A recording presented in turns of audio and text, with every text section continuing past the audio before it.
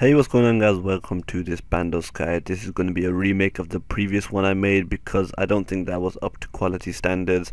There were a lot of problems with that one, and this guide is going to be hopefully a bit better. I want some feedback on that. If you could put that down in the comments, please. This guide is going to be for from low to mid level, because Bandos isn't really a high level boss anymore like it used to be. It used to be really good for getting into PVM, but it's just changed now with loads of other bosses coming in and Bandos seeming a lot easier. So if you are low to mid level, be sure to check out this guide and head over to Bandos and make some gains. Anyways, as usual, comment, rate and subscribe. Give me some feedback. Love you all and enjoy the video. First up, let's go into some recommendations, of which there are only 3. I recommend for doing Bandos at least level 85 in combat stats for whatever styler you're using. This guide is going to be a melee guide, so that's going to be 85 attack, strength, defense and constitution at least, but obviously having higher will be a lot more beneficial for you. If you have 90 combat stats, that's going to help you out, and having 67 summoning at least is really useful, mainly because at that level you can use a war tortoise, which is the second best beast of burden in game. Beast of burden is really useful for Bandos, especially if you're soloing. You can take some extra food and supplies in there, be pretty nice. Obviously it will be better if you do have 96, but this is for low to mid level players, so if you do have that, be sure to bring a yak, but if not, obviously bring a war tortoise. And I recommend 85 herb lore. You might be wondering why. That's because at 85 you can boost 5 levels with the spices too.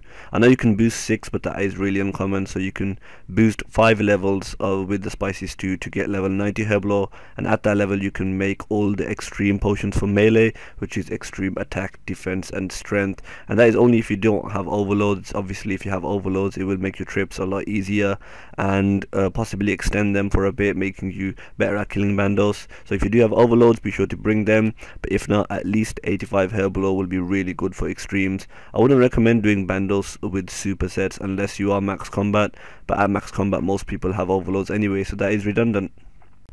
So guys, moving on, as you can see, in this gear setup I am wearing what I would say is the minimum gear requirements. If you have anything lower than this gear, then I would recommend going to Bandos, because with this gear you can solo it quite efficiently, and anything higher, obviously you will be getting more kills per hour and you will be lasting longer.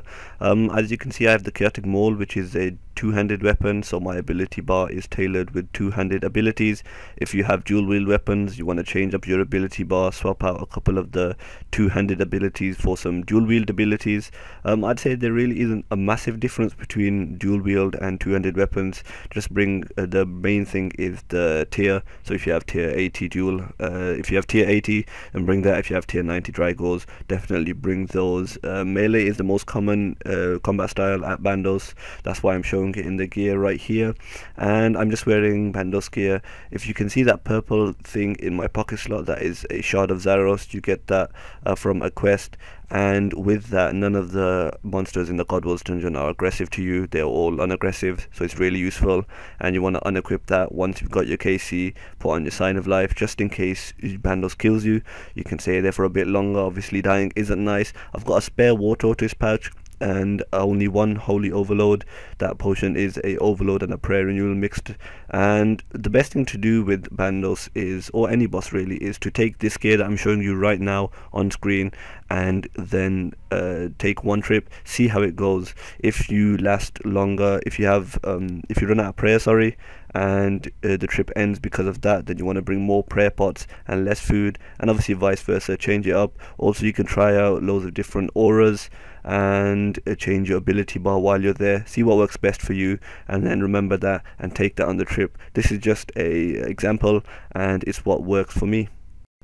So in order to get that, you want to use your chosen method. The best way I'd say is to get a God Wars tab. That is, if you're not maxed. If you do have a max cape, obviously you can tune the boss portal, but I'm assuming you're not maxed. You can buy these God Wars tabs off the GE and just teleport. You run straight down the hole and you're in the God Wars dungeon. Now because of your shard of Zaros, nothing will attack you. You just want to walk around and find hobgoblins, or you can kill goblins or orcs or jogers or giants. You can kill all this kind of stuff and it will give you Bandos KC. You want to get 40 KC and then move on into the next room, get ready for the boss. Once you've got your KC, you want to move on into this room, and if you want you can start an instance. Normally it costs 250k, but I've got the reduced cost from death, so it only shows 187k price for me. And if you want to start an instance, I would recommend that if you are soloing and you want to go here for money, mainly because you can set the spawn speed, as you can see, to the fastest, which will make it spawn really quick and you won't have to wait for spawn times. You can go as a solo. If, as you can see, it says max players at the top. If you are soloing, you want to set that to 1. If you're going with a team, you want to set that to whatever number of people you have in the team. You can try out practice mode, but I'd rather just go inside and test out a kill for yourself, because in practice mode you don't get any drops. As you can see, that's really all you have to do. Or you can actually go into the normal world, which does have quite a slow spawn time, but that can be nice for beginners, getting them prepared in between kills. Now that you've done everything, you are on probably the easiest part of this guide.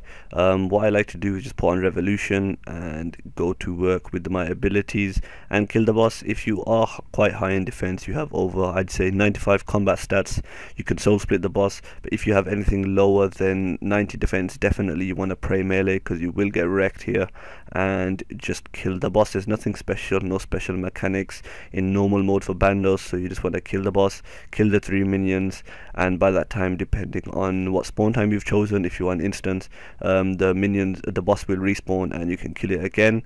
That's really it, to be honest. The drops aren't amazing in value right now, but Bandos has been made a lot easier with some of the releases of the weapons and abilities, so that is to be expected, and loads of people are camping it. But that's not what this video is about. This guide is officially done. I want to thank you all for watching and commenting and rating and subscribing to my channel for further PVM content. As usual, hope you enjoyed. Have a great day and peace out.